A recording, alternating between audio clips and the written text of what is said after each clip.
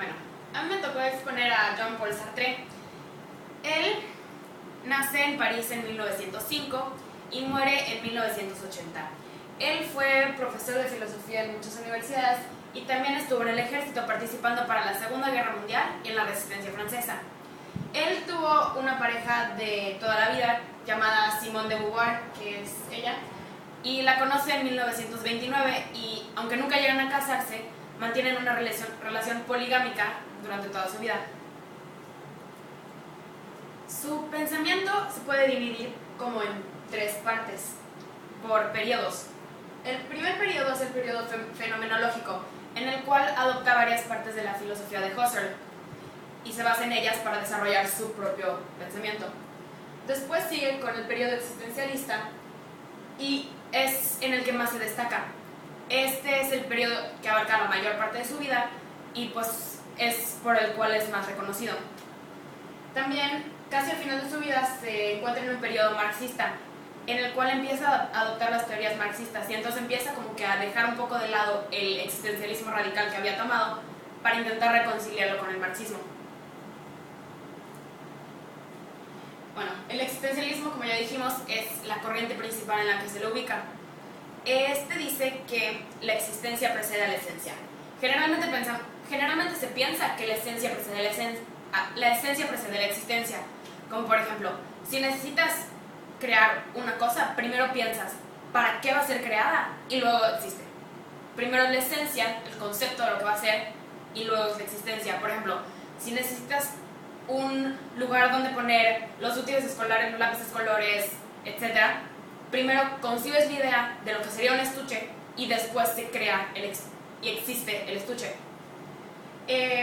Sartre es ateo muy radicalista y toda su filosofía se basa en esto. Él dice que si Dios no existe, tiene que haber al menos una criatura que sea primero existencia y luego esencia para que pueda crear las esencias de todas las demás criaturas. Él dice que pues esta persona, este ser que es primero existencia y luego esencia, es el ser humano. Dice que el hombre es libertad, es como una condición inherente del ser humano, no es como algo que tiene, sino es lo que es su esencia, es parte de él. Y lo ve como un concepto casi negativo porque dice que el hombre, por más que quisiera, no puede quitarse la libertad y al darse cuenta de la libertad se da cuenta de su responsabilidad y le causa angustia. Dice que el hombre será lo que él mismo se haga al entrar en contacto con el mundo. O sea, como ya habíamos dicho, él cree que el hombre es primero existencia y luego esencia. O sea, que llega al mundo como una página en blanco y al entrar en contacto con el mundo e interactuar con las personas y tomar decisiones, va creando su esencia y va escogiendo lo que es más importante para él y se va formando a sí mismo. También dice que no hay naturaleza humana, o sea, no hay ninguna condición que sea 100%, o sea, no hay ningunos valores que sean humanos, por así decirlo, porque al no existir Dios no hay ningún ser que pueda concebirla. Después, el hombre es responsable de sí mismo y a la vez de todos los hombres. El hombre, como ya dijimos, por la libertad que tiene, es totalmente responsable de sí mismo y también en el sentido en el que, como ya dijimos, él se va haciendo. Entonces, lo que seas, o sea, quién es él es totalmente su responsabilidad, no puede echarle la culpa a ningún dios ni a ningún nada. Y también, a la vez, el hombre, al escoger cómo se va creando, va dándole mayor importancia a ciertos valores. Y esta como escala de valores que va creando se queda como para definir a todos los demás hombres.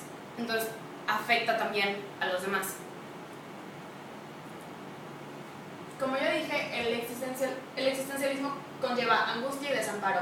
Por eso es visto muchas veces como una corriente bastante pesimista. Dice que lleva a la angustia porque al entender su libertad y su responsabilidad, siente el peso de esto y pues obviamente este peso lo lleva a sentir angustia.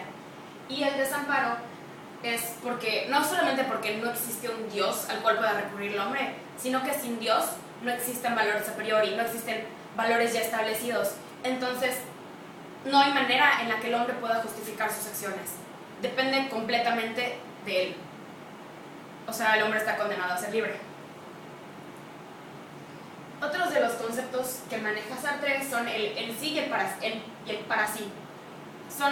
Es como un dualismo, son totalmente opuestos. El en sí es la parte más objetiva, no tiene conciencia y es inmóvil, mientras que el para sí es subjetiva, es móvil y tiene conciencia.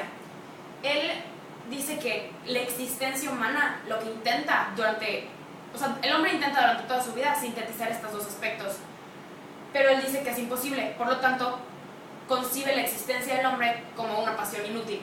O sea, él piensa que si este es el fin de nuestra vida, que es sintetizar el sí y el para sí, que son completamente opuestos, esto es imposible, entonces nuestra existencia no tiene sentido. Dice que Dios sería la síntesis perfecta de estos dos aspectos, y como dice que es completamente imposible que estén juntos, que puedan existir los dos, que Dios no puede existir. Ahí se basa su ateísmo.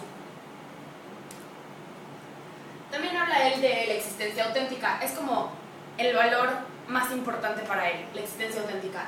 Es al entender el hombre que es libre y responsable de sus cosas y no tiene nada para justificarse, empieza a existir auténticamente.